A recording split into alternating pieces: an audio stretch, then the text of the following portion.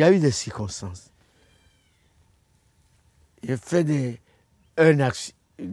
accidents. On dirait, mais ça dit que normalement, on ne doit pas, habituellement, on ne doit pas s'en sortir. On ne doit pas s'en sortir, non.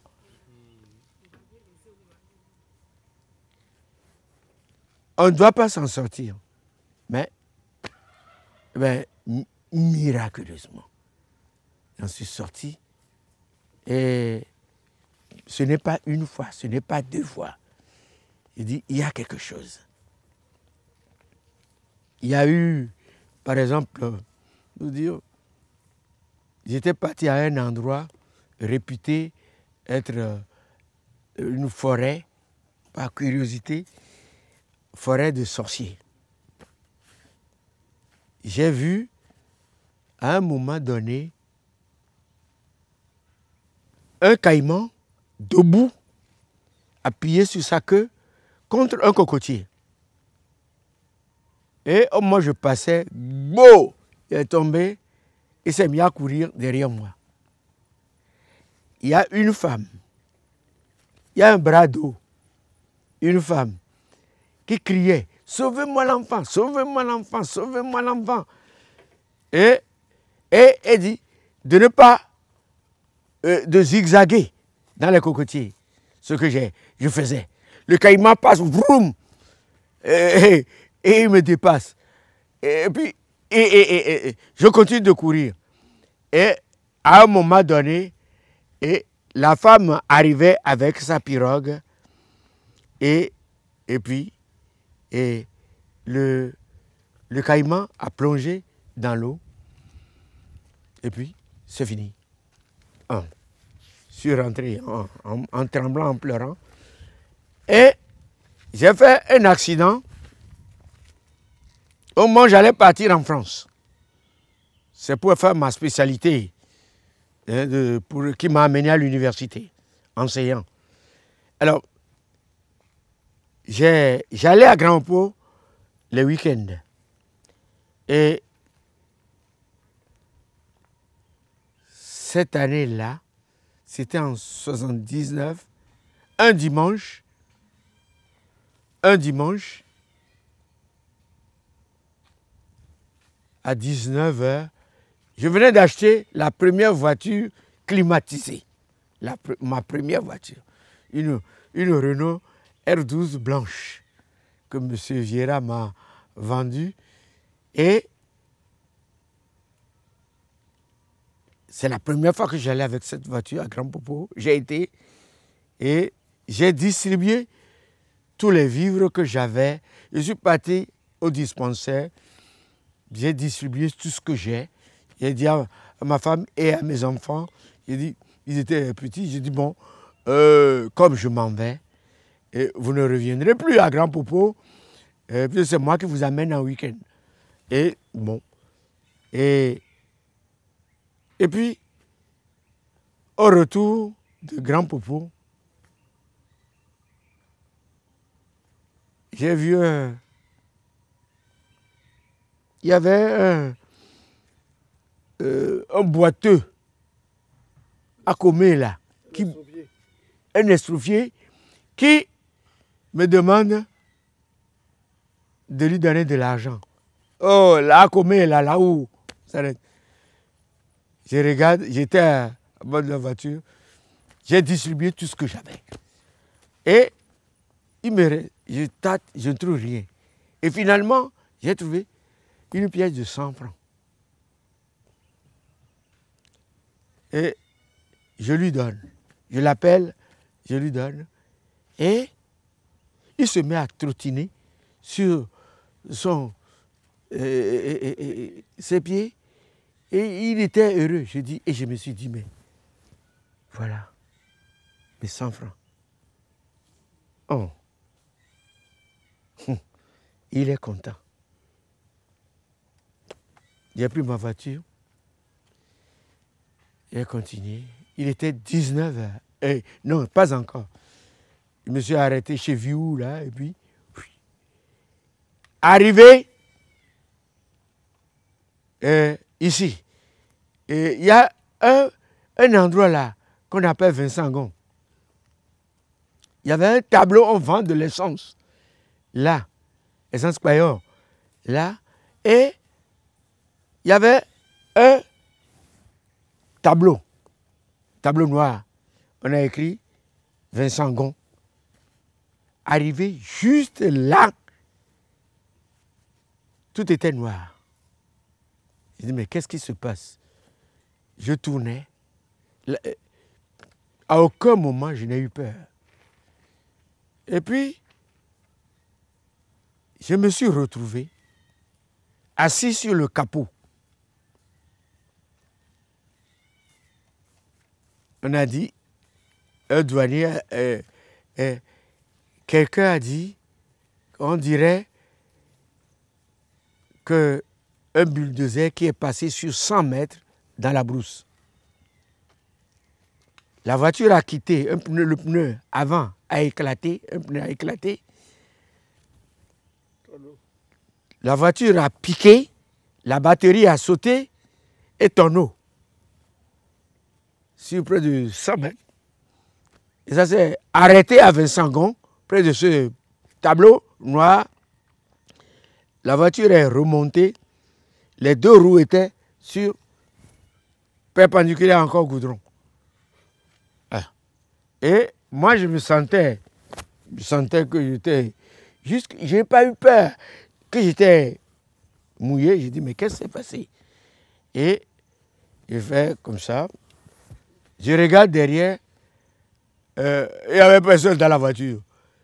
Les enfants, quand ça se roulait, tout le monde était éjecté. Et puis, j'ai dit, ah, ils sont morts, moi aussi je vais mourir. Il y avait deux, un policier, un douanier, qui passaient dans une Volkswagen, je n'ai jamais oublié, les Écoulous. Alors, ils ont dit, c'est un accident. Ils sont arrêtés, ils disent, c'est le docteur. Et ils vont, ils arrêtaient des taxis, mais aucun ne s'arrêtait. Et l'un est resté, et l'autre m'a embarqué, il dit, où? Allez, je dis, oh bon, CNHU, chez Kinifo. Et on arrive,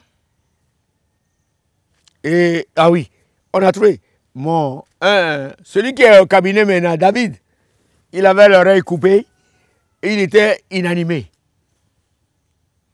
Je dis, oh, il est mort aussi, les autres. Et je l'ai tapé, j'ai dit, Seigneur, Jésus, l'impossible est possible en ton nom, en ton nom. Et puis, le petit a crié. J'ai dit, oh.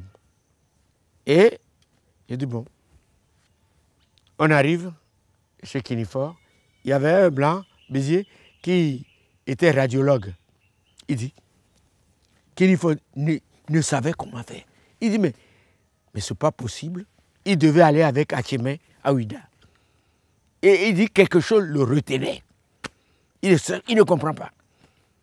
Alors, on va à l'hôpital, Béziers, radio, et il sort, il dit, Vincent, tu n'as rien. J'ai dit, non, tu dis ça pour me flatter. Le petit aussi n'a rien, sauf l'oreille coupée. Et, bon, on nous donne une chambre chez Kinifo. Il y avait un défilé, les gens qui ont appris ça. Ça défilait, ça sortait de tous les côtés. Monseigneur Sass et tous les Cotonou ici. Et alors finalement, Kinifo dit, Vincent, pardon, tu vas rentrer chez toi. Pour laisser mon service. Et c'est comme ça que je suis rentré. Donc, c'est une des circonstances. En dehors de ce caïman, en dehors de cet accident, il y en a eu bien d'autres. Alors, je me suis dit, Dieu existe. Et je crois que vous en aurez encore quand... L'histoire du caïman est réelle ou... Réel! Réel! Réel! C'est réel. C'était où, à quelle année? Mais c'était à Grand Popo, à Longo. Et à Longo, c'est une zone où, quand la foudre foudroie les gens, c'est là qu'il y a les agbas. Oui, à Longo, entre Gbefa et Avlon. Avlon-Pouta. C'est là. C'est réel. La dame qui venait, c'était qui? La dame qui était sur l'eau. Je n'ai jamais su. Je n'ai jamais su. C'est comme à Paris, quand j'étais parti pour faire le truc de 3e cycle là. Je pleurais. C'est difficile. On a envoyé quelqu'un qui était bien placé dans ce pays. 3 ans, bourse OMS, il a échoué. On a envoyé une deuxième personne qui était la femme de l'aide du camp de Kérékou, président Kérékou, Hélène Moussa. Et elle a 3 ans, bourse européenne là. Elle a échoué. Je suis le 3e à partir. Le premier à être reçu. C'est dur, c'est très difficile. Je m'étais dit, je ne connaîtrai pas la honte. Je n'aime pas ça. Je dis, si je dois échouer, j'ai juré. Je monte sur la tour de Montparnasse et je saute. Ou alors, je vais à la gare et là où il y a le train passe là, un train qui vient, je me couche, ça m'écrase. Je ne reviendrai pas dans mon pays avec la honte. On dira, il a échoué aussi. Non. Non. Alors donc, je bossais. Je bossais. Je passais mon temps à étudier. Et il y a, mais Dieu existe. Et il y a, je pensais, quelque chose me dit, étudie, lis cette histoire-là.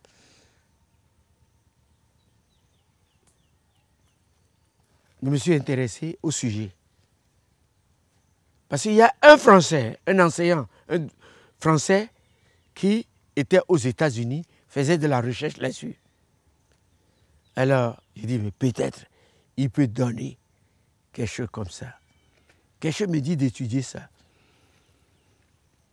Il est membre de la Société française de Pau. Donc, c'est là qu'on s'est connus. Enfin, je ne l'approche pas, c'est les grands. Alors, et puis, j'ai téléphoné à Toulouse pour avoir une copie d'une conférence qu'il a faite concernant ce sujet. On m'a dit non, il n'y en a pas. Or, il y a un exemplaire à la bibliothèque de parodontologie à Paris. En tant que membre, j'ai le droit d'entrer quand je veux. Et la secrétaire, je suis habitué tellement à elle, elle a tellement confiance en moi. Elle dit, docteur, je descends un jour et je descends. Je m'en vais prendre mon café. Voici la clé. Vous, quand vous avez fini, je suis en bas. Alors, quelque chose me dit de prendre une petite brochure et d'aller photocopier. Parce qu'il y a une imprimerie juste en bas. Alors, quand elle est partie, je prends la fascicule là, je descends à l'imprimerie, je ferme la porte, je descends à l'imprimerie et le monsieur me dit, mais vous voyez que je suis occupé. Je venais d'avoir ma bourse, les billets de 10 000 français là, tout neuf, en pagaille. Je sors ça, je dis, mais vous allez me faire ça, je vous paye, je viendrai chercher. Elle dit ça, il dit, je ne discute pas l'argent. Alors, il a arrêté son histoire, et en quelques minutes, j'ai dit, je viendrai chercher, je ne suis pas pressé. donnez-moi la brochure. J'ai été remettre en place. C'est devenu, avec la Bible, mon livre de chevet, plus que la Bible. Je lis. Et de tout le temps, je lis cette histoire. On arrive, le jour du concours arrive. C'est toutes les facultés, c'est à la faculté de médecine de la rue de Saint-Père qu'on passe. Tout le monde vient. Tous les candidats, c'est là. J'arrive comme tout le monde. Ce sont des gens qui ont déjà le doctorat d'exercice, qui font ça, qui viennent. Ben, c'est pour enseigner, faire la recherche. Bon, ils ont déjà de quoi manger. J'arrive comme tout le monde. J'étais le seul nègre. Et on ouvre les enveloppes. Qu'est-ce que je vois? Qu'est-ce que j'entends? Le sément, le sujet. Ce que je lis, qui est tout le temps. Alors, bon. Mais j'étais complètement sidéré. Je me ressaisis, j'écris. Je me suis mis à écrire. Les gens fermaient leur cartable, seulement sortaient. Et il y avait un des surveillants, ce sont les enseignants, qui passe, il lit, il me regarde, il s'en va, il revient. Et puis, il paraît que j'ai écrit 16 pages. Et puis, j'ai remis et je suis sorti. Mais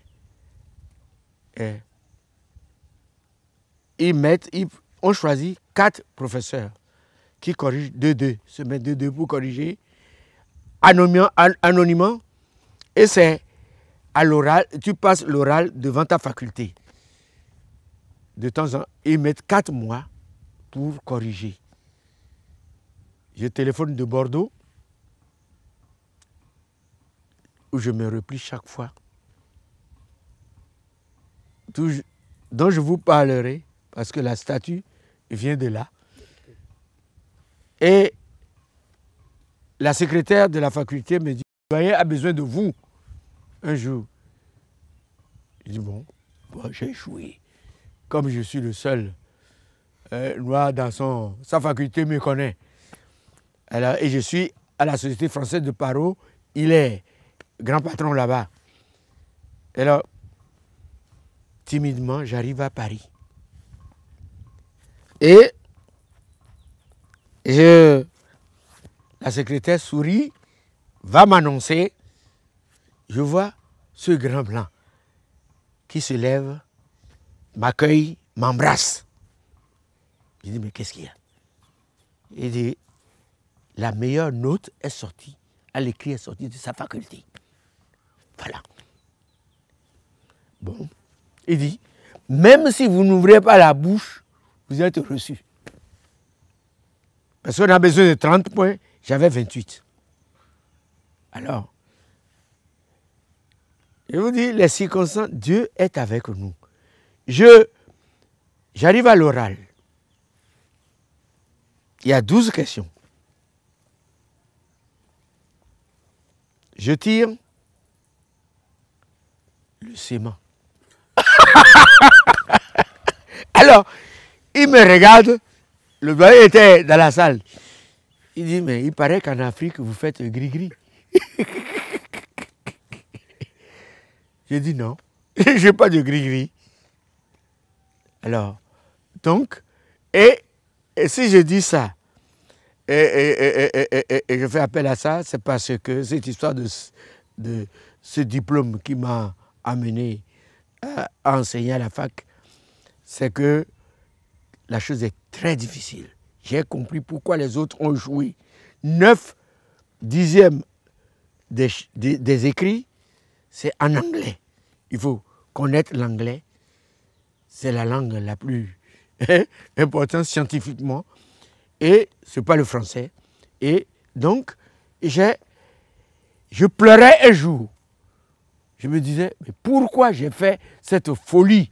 Parce que quand je quittais Cotonou, Je me souviens, il y a une dame, je ne cite pas son nom, qui dit, mais il paraît que vous partez pour aller faire. Quoi? Ce que vous faites, ça nous satisfait, nous.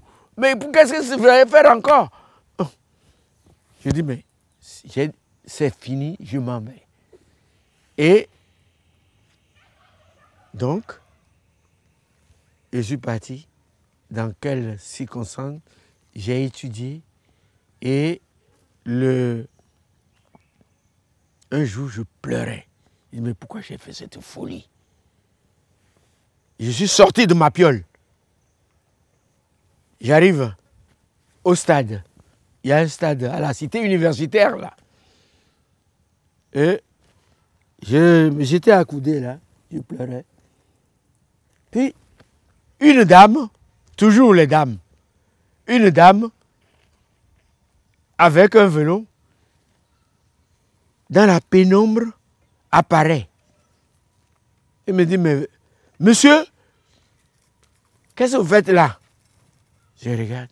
Il me dit, mais vous êtes courageux? Moi qui pleurais.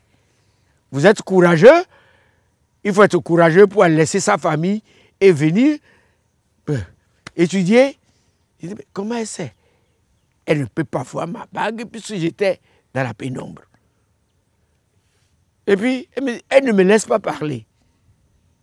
Elle me dit, mais quel est le périmètre du jeu là?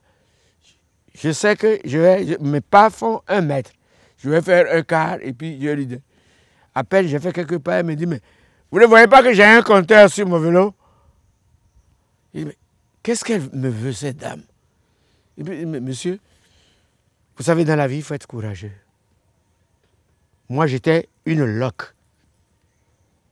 Mon cardiologue m'a dit que j'en ai pour quelques jours, quelques mois. Il me dit, on m'a dit de faire du vélo ou la natation. Je dis, mais comment? Et j'ai pris le vélo. Et vous voyez, maintenant, quand je suis retourné voir mon cardiologue, il m'a dit, mais non, ce n'est pas possible. Ce n'est pas la dame que je soignais. Il dit, dans la vie, il faut être courageux. Puis elle a pris son vélo, elle a disparu. Et il y a d'autres circonstances comme ça dans ma vie.